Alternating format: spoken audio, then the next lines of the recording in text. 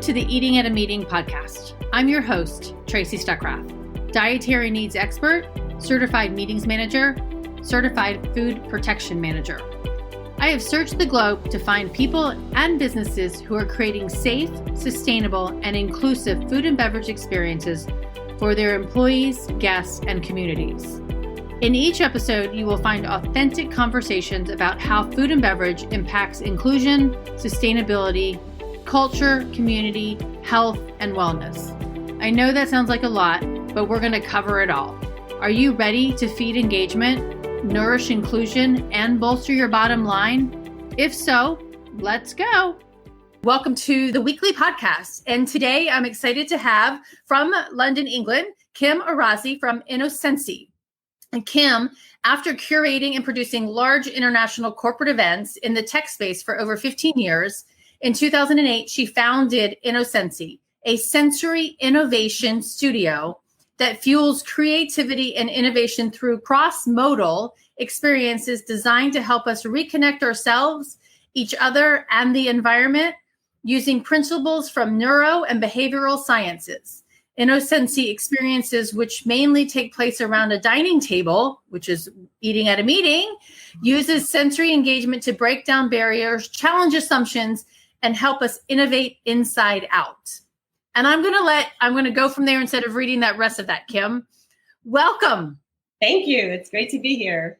Hey, I'm so excited to learn more about what you do. So tell everybody how you went from corporate America planning these big tech events to talking about cross-modal experiences using our senses.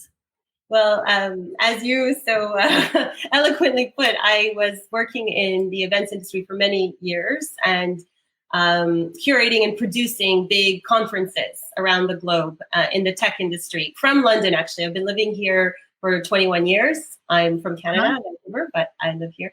I was putting on these big tech shows around the world. And I just started to feel that, first of all, food and beverage was something that was really overlooked. A lot of the budget, as you say, is spent on it, but we don't really just give them some lunch, give them some dinner. But that's not the main thing. The main thing was that I felt people were walking around quite numb. I felt that they're sitting in these sessions, half of their attention is maybe on the stage, half on their phones. Everyone's just walking around almost like robots, and these events become formulaic.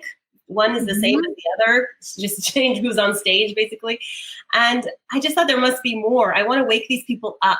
I think not just in conferences and events, and generally in life, we are walking around quite numb. And I'm almost worried, I am worried that we're becoming robotic ourselves. We talk about, the coming of the robots and all of this, but we're becoming robots. We're just touching screens all day long. From the moment we wake up till when we go to bed, we're in front of a screen. And so we're not engaging our other senses. And I think part of being human is being a sensory being. We are sensory. We need to touch and to smell and to listen and to, taste and so forth. So I thought, how can I wake people up to start thinking differently? And that's where I came up with the idea of using the senses to do that. And there's actually a lab at Oxford University called the Crossmodal Lab. Okay. Run by Professor Charles Spence. And it was actually through a workshop I did with him that I was like, wow, this is what I need to be doing. Because he works with, sound designers and chefs and perfumers and, from virtual reality and all kinds of things, and brings it together and just shows how one impacts the other. All our senses are impacted by the other. And I just started getting excited. And so I thought, if there's a way that I can bring people around a table, because I love hosting and I love food, and use the senses to kind of get them out of their heads and to think to feel something different and to be awakened, then let's try it. So from my crazy idea in my head, I did the first one and it seemed to work. So from there, I just kept going. So yeah. And that is so true, because when you watch food shows and you listen to all those chefs, or even movies that senses together, the smell and the taste of what we're eating, so that it's not just rubber chicken that we're just throwing people through, or those breaks that we do run people through. You've got 15 minutes to eat your break and your coffee and get it all and then go, And you said something earlier to me that it has to, even we might be getting the nutrients that we need from a smoothie that we've made because we've added all these great protein powders and things like that. But if you're chugging it while you're running down the street, it's really not doing you any good. Can you explain a little bit about that? Yeah, so we focus a lot nowadays, especially on what we eat, right? We're told we need our daily 5 a day, and we need certain proteins, and there's always a new fad anyway. No carbs, more protein, no dairy, this, that, whatever. And, I think more and more people are aware of what they're putting in their body. And we're trying to be more healthy and really think about that. But the part we're not thinking about enough is how we eat. So what we eat is very important, of course, but how we eat it is almost just as important. There was actually a study done. This is interesting. I read about this a few years ago. There was a study done in the 60s where they traced, they looked at Japanese, middle-aged Japanese men in Japan and how their diet was. And then they eat a lot of grains and fish, right? And then they compared it to, American men in the 60s, businessmen kind of thing, middle-aged. How their diet was, and they were getting a lot of coronary heart disease and diabetes, and they were not doing well. And this is when fast food became popular, McDonald's and all of this, and so it made sense, right? They're not eating very healthily. So what they did is then they tracked a big group, thousands of Japanese men who moved to the U.S. And they thought, okay, we're going to track both now side by side, the American men and the Japanese men of the same age, and track them through a few years and see how their heart is, their health is overall. And they found that the Japanese men, of course, they were getting more heart disease than they would in Japan. Okay, you can say, well, they probably discovered McDonald's and all this horrible way of eating. But it wasn't only that, because they found that even the men who were buying the same types of foods they bought in Japan, like fish and green vegetables, and doing more cooking, eating in those kind of places, because of the stress of life in the US and the way they were eating at their desk, shoving it down, or quick meal after work before another meeting, they were getting sick too.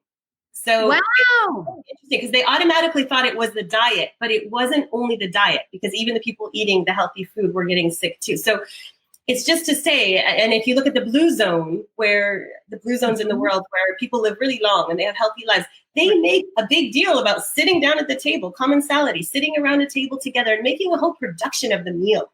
In Italy and France and Greece, this is a thing. You take time in the middle of your day, you take the time to sit, you have respect for the food, you have respect for lunch, and it goes down better. So you can have your wine, your cheese, your bread, and everything because you're eating it in a very relaxed, healthy way. So it sits in your body better and you feel better. And you're able to digest it. And I went to the Institute for Integrative Nutrition, and one of the things that they were like chewing, taking the time to actually chew your food. And they're like, you should chew it at least 50 times. And that's kind of really hard sometimes, some foods, to chew it 50 times, but that helps it digest better because you're taking the time instead of getting, I have this bad habit of eating an apple, and I know I don't chew it all the way because I get choke on the apple, when it's going down. So because again, you're trying to eat it as fast as you can for whatever reason. Exactly. And if you think about it, a lot of people are so busy with their work and their fast-paced lifestyle, especially if you live in a big city, that often you're eating your lunch in front of your screen at your desk at work. And then in the evening, you might be coming home and watching Netflix and eating your dinner in front of Netflix, ordering on, an app. I'm just saying typical, whatever. And if you think about it, you're not going to be ordering very healthy food if you do that, because you're not tasting it anyway. You're just chugging it down while you're focused on something else. Right. So not only are you not picking the foods that are probably healthiest for you, but the way you're eating it is not healthy. So the whole thing will not leave you feeling very good. And this affects both your physical health and your mental health. So it's something to think about. Totally. Now, I know there's the dining in the dark, right? Where you go in and you blind. So how is that? How are your dinners? And I know you've been doing virtual dinners. How are your sensory dinners different from that?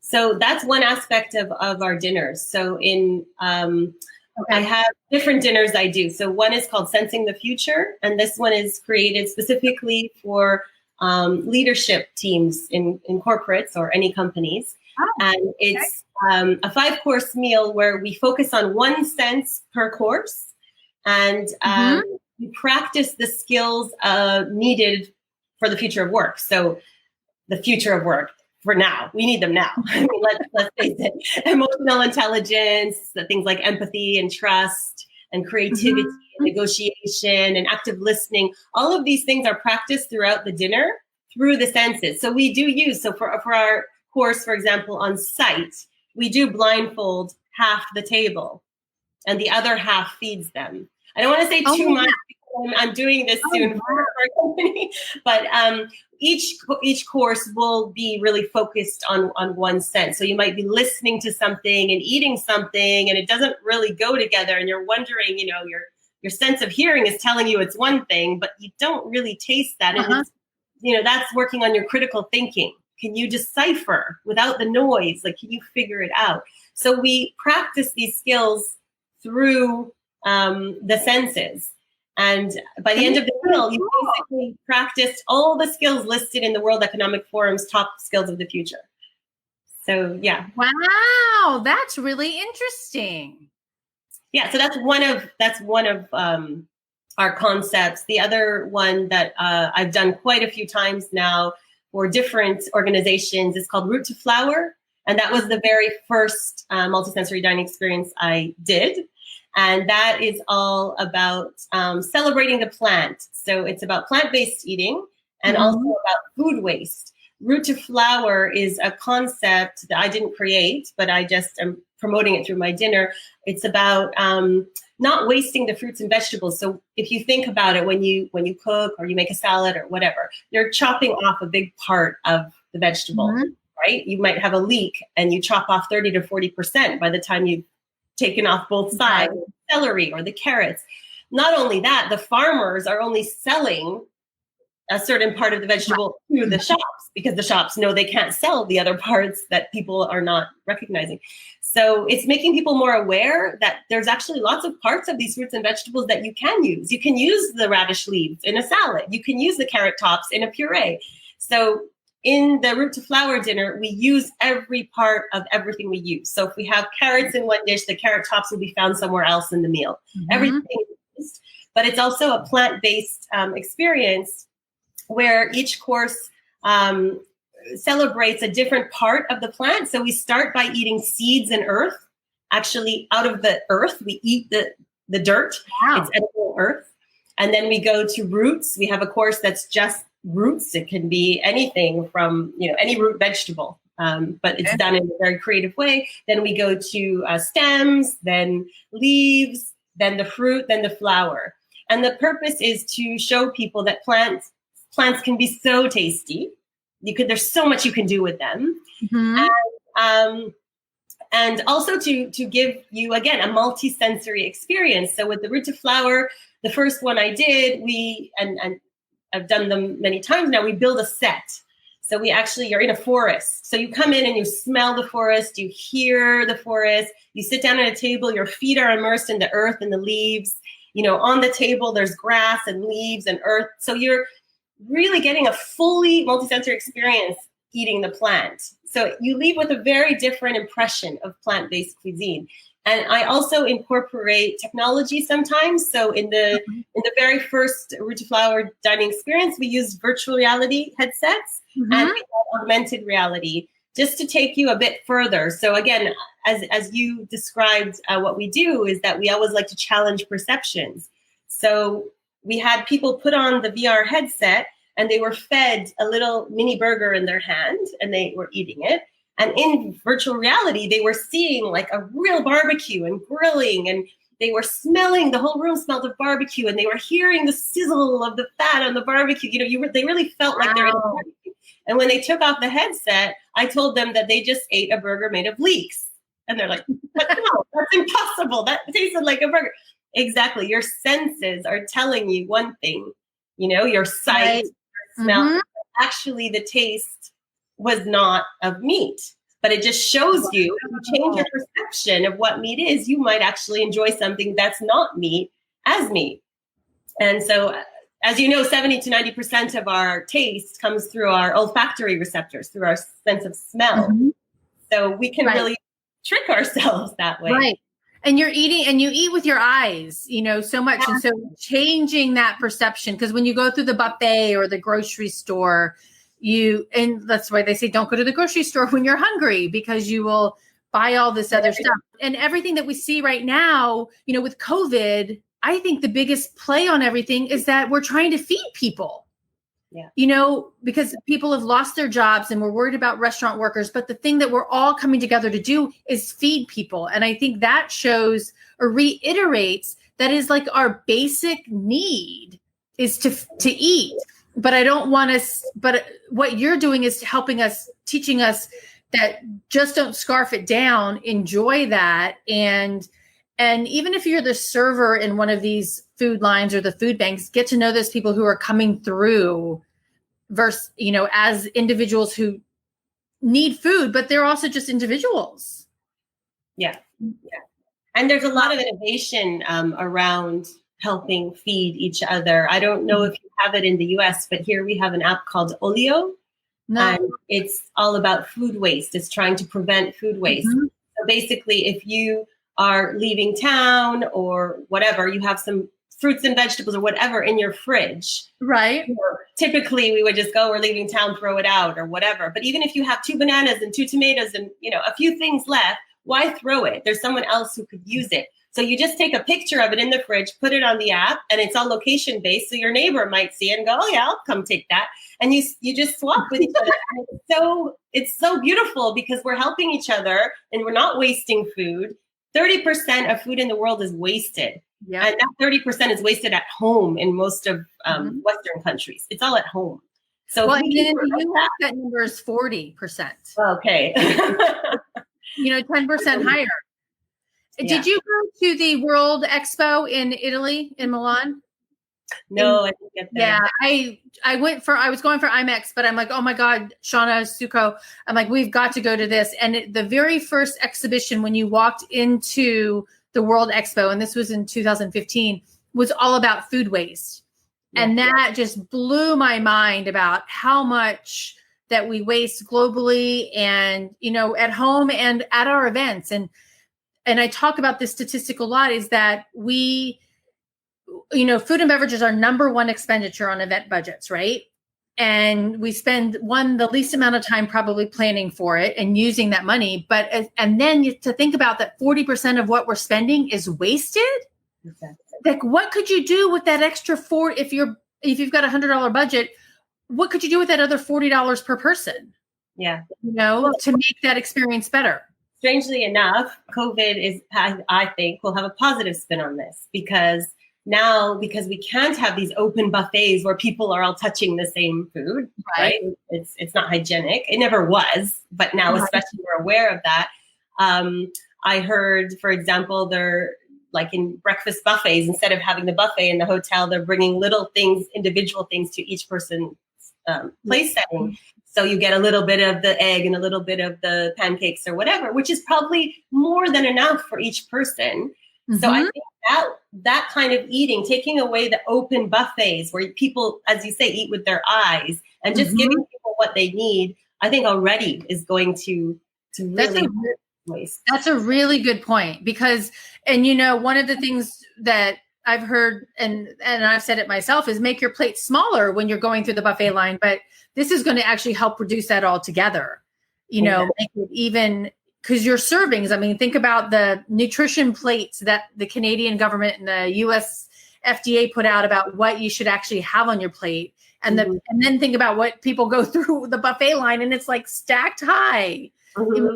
It's really crazy. And you can use the senses also. That comes into play also with the food waste and with what your diet is, because for example, if you put a dessert on a white plate versus a black plate, it's going to taste 15% sweeter on the white plate. So, and just as you say, if you use a smaller plate and fill it up, psychologically, you think you have tons of food than if you have a big plate and just have a little bit of food. That's why when people go to, very upscale restaurants and it looks like they only have like a drop here, a drop there. It's not worth the money. But actually, it's because it's usually on a big plate. But if you put it on a small plate and it looks like full of food, then you think you have more food. So there's a lot of stuff with our eyes playing on us, playing tricks with color, with size. Yeah. When you're talking about your senses, how do you incorporate the senses into a safe, inclusive, and, sustainable event? I mean, we just talked about food waste a little bit in that aspect, but one of the things is standing in line at the queue takes an hour, and that's kind of a negative experience of doing that. Same thing with the buffet line, So how can a meeting planner take this concept, besides hiring you to come and help them do it, but how can they take this concept and it help their events, especially in a virtual world? Well, right now in a virtual world, but when we get back to eating together at a meeting. I think if overall we help people to think much more about that aspect, the food they're going to eat and sitting around the table, and make them a part of it rather than they're just a bystander, or they're just there and everything's done for them, but make them a part of it, then the food waste, the being aware of the senses, all of that becomes very important, and it plays into the whole thing. So imagine you sit down instead of lunchtime at a conference where everyone just finds a seat and grabs whatever and goes and sits down and shows it while they're trying to make business or whatever they're trying to do. If you had a more sensory approach, like, I don't know, things come to the table and they're covered and you have to smell and decide which one you want to eat based on the smell. And then everyone gets different things because they all like different senses. And then you start talking, oh, what are you eating? Oh, what is that? And it starts getting you thinking about, what do I really like? How does scent influence taste? It wakes up your whole experience of eating. I think we need to really get people more aware when they're eating, because eating like a robot and just downing food, as we said before, is just not, it's not a good experience. It's not really fun. It's not healthy. It's not good for our physical health, and it's not good for our mental health. And it's wasteful completely. So involving them more and awakening their senses in a way, I think could be, it takes more planning and more thought, but that's what I do. Like, I think about how, and also I think making the food part of the whole experience. So if the conference is about food waste, for example, when I did this for the UN, I did the Root to Flower dinner for the UN. Now I was told, normally when we have all these heads of delegations from around the world coming to discuss climate change, we'll go take them to a really nice local restaurant and we'll have dinner at the end of the day. I'm like, what a waste. You're talking about climate change, and food waste is such a big part of that. And we know that plant-based eating is an important part of that, right? We eat less meat. Why don't we make that part of the whole meal? And so you're not just eating food and talking about climate change, you're actually living the climate change. You're actually experiencing it. And that's what I brought to them. So that's a good example where I've had a lot of conferences and different kinds of, forums going on where you're talking all day and discussing, but the food's just a byproduct. But no, let's make that part of the whole experience. And how did that go over? Really well. I mean, every single person at the end of that dinner came up to me. We gave them all a plant to take home and plant at home, like an herb, basil or mint or whatever. And they all were holding their plants, and they came up to us and just said, wow, this was an experience I will never forget. And just because, we made them more aware and mindful, and they tasted plants in a new way. And I'm talking about people from Chile and Argentina that would never, ever consider a plant-based diet. I mean, they love their red meat. But we actually, for that dinner, we used impossible meats for 3 of the courses. And they gave it a chance just because it was part of this dinner they're invited to, and they're eating what's on the table, and it looked really gorgeous. So they gave it a chance. And then they're like, wow, it smells like meat. The whole experience was like I'm eating meat. Maybe, maybe this could be something. Whereas if we didn't give them that experience and we just told them, oh, there's all these plant-based meats out there, you should try it, or you should get your country, you should be importing this and promoting it, it wouldn't mean anything to them. They have to try it. So Yeah. I mean, I think that really does play into as well with, just whether you have a staff meeting or whether you have a conference and we're just rushing people there. And even with you have the events where you can have cooking demonstrations or get people to help make the food. I think because you're giving back, or even the CSR programs where you go and feed other people, giving back to that. It's all about that giving and enjoying and appreciating what you're eating and what's on your plate.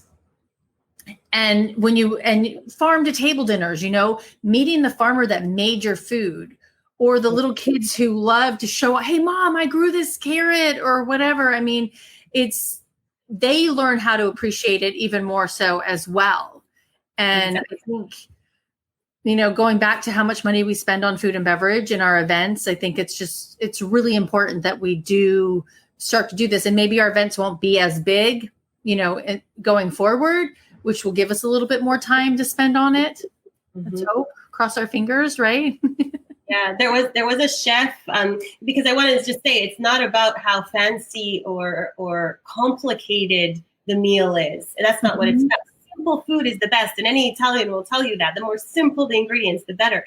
But it's about the enjoyment. And there was a chef who ran a Michelin star restaurant in Switzerland, and he used to, because he was a Michelin restaurant, he used to have all of these. He called them the suits, I think. The executives come from the banks in Switzerland and bring their clients there, right? Because, if you get a table at this restaurant, it's like the top thing. So they'd bring their clients there. But he used to hate it because he put so much love into his cuisine. But these people would just sit there. They're just there to show off that they're at a Michelin star restaurant. They're taking their clients there. So they would just sit there and eat the food, not pay attention, and just do their business deals, just talk. Oh, wow. And going crazy. He's like, I work so hard. I'm so creative. I'm so, I won these stars. And for what? These people don't even appreciate the food. So what he did is something so simple. And I thought this was so clever. He put a plastic, like $1 little cow on the center of each table. He had round tables and he had seating. So let's say the 7 p.m. seating. Everyone gets seated and nothing happens. No, there's no waiter service, nothing. Once they're seated, nothing happens. So people start like, what's going on here? There's nothing happening. And then they'll notice this little cow in the middle of the table. So someone will eventually pick up the cow and go, what is this? And as you turn it over, it moves. Goes, moo. And then everyone starts laughing. And then the next table will do it. And then so soon the whole restaurant is laughing. And then the service starts because he wants to get people out of their head. And that's the whole thing. Awesome. Isn't that great? We have to get people getting out of their head and really enjoying the meal, enjoying their senses as they eat. Yeah. And enjoying the company that's around the table. Exactly. Common salad, it's called, yes. Absolutely. Yeah. And when we were talking earlier, because when I asked you, what do you wish people knew about what you do? And you were like, that food and sitting together around a dining table commensality, yes. Yep.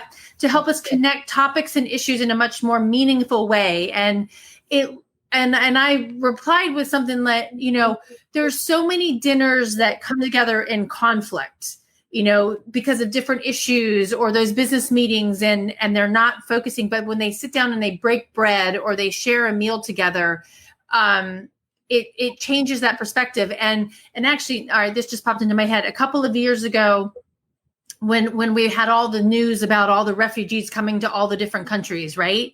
The one thing that they could share was what they made and their food that they're bringing from their country. And they may not be able to speak to you. You don't speak the same language, but they can share what they love is food, And I can say that because one of the first dinners I wanted to do, and I still am dying to do, is to do a dinner with Syrian refugees. I wanted to do this in Germany 2 years ago.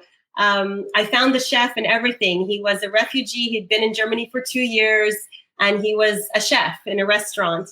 And he was discussing it with me, and we had this whole plan to bring people together to taste, not only to have the experience of trying the amazing food, but to be immersed in it. So we would have the sounds that he remembers from his childhood, and the smells would come through with each course. And we would even use like 360 images around, like VR kind of thing, where you're immersed in the different cities and the countrysides, and each course would have a different background. So the music, the sounds, the smells, you would touch things on the table. And he even wanted to give a little workshop for those who are interested in the kitchen of how to do one of the dishes. And then we're breaking bread together with other refugees. And then we can sit and talk and see that actually we have so much more in common than we don't have in common.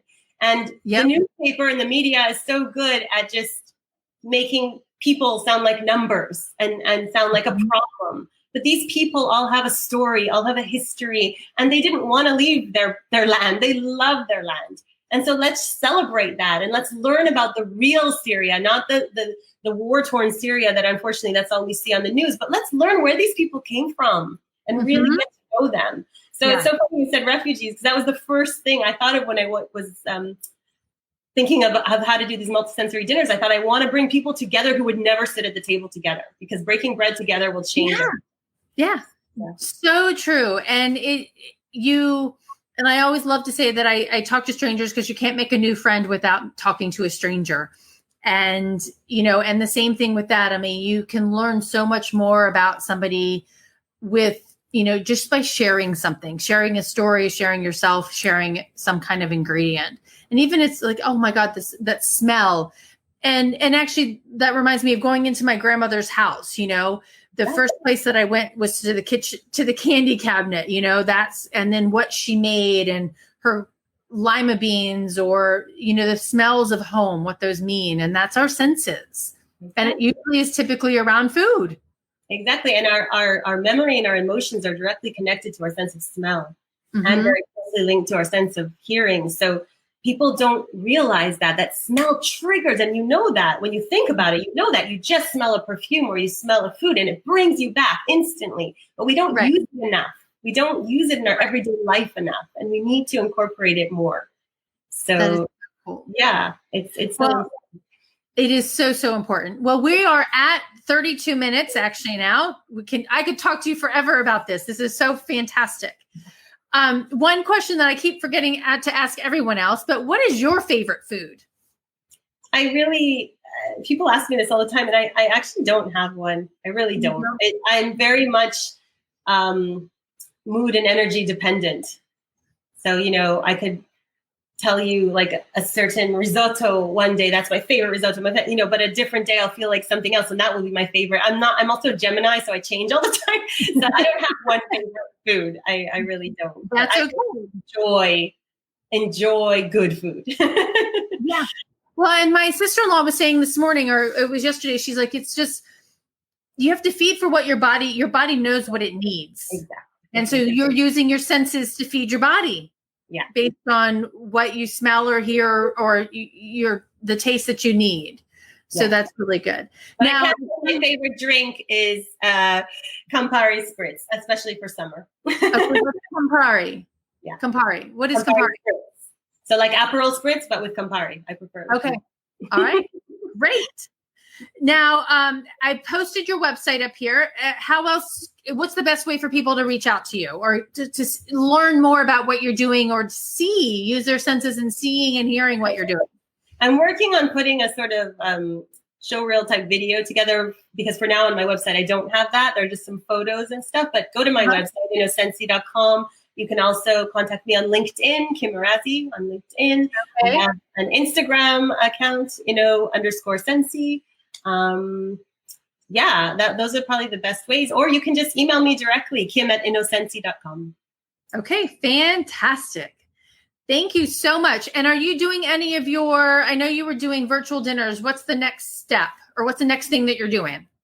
Yeah, so we took a break for August with the virtual dinners. We've been running them since beginning of April because of lockdown, and they were all theme-based. So we've tackled themes like freedom, courage, identity, home, magic, really fun, where everyone's cooking their own dinner, but we have a theme.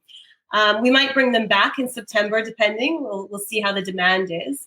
Otherwise, I'm also working on a new project to do with wine music pairing. So it's an app that everyone can download. It's called Wine Listening. We already have the MVP out there. So Wine Listening, where you take a picture of the label of the wine about to drink, and it will go into your Spotify and choose the perfect piece of music to enhance the taste of that wine. And it's all based on science, beats per minute, frequency, and pitch. So it's it's an Apple app, so it's not on Android yet. But it's really fun getting people to think about what we listen to and how it influences what we taste. Awesome. Thank you so much. I learned so much today. I appreciate it. Thank you for having me. It's been great. You're welcome. All right. Well, I posted all of your links on there that I have, and I just posted the app thing as well. So everybody, thank you for joining in on Eating at a Meeting. And Kim, thank you so much. She is with Innosensi and can help you create better sensory, fun dining experiences for your attendees. You're hired. Until next time, thanks for joining us at Eating at a Meeting and Thrive Meetings and Events. Thanks for listening to the Eating at a Meeting podcast, where every meal matters. I'm Tracy Stuckrath, your food and beverage inclusion expert. Call me and let's get started right now on creating safe and inclusive food and beverage experiences for your customers, your employees, and your communities. Share the podcast with your friends and colleagues at our Eating at a Meeting Facebook page and on all podcast platforms.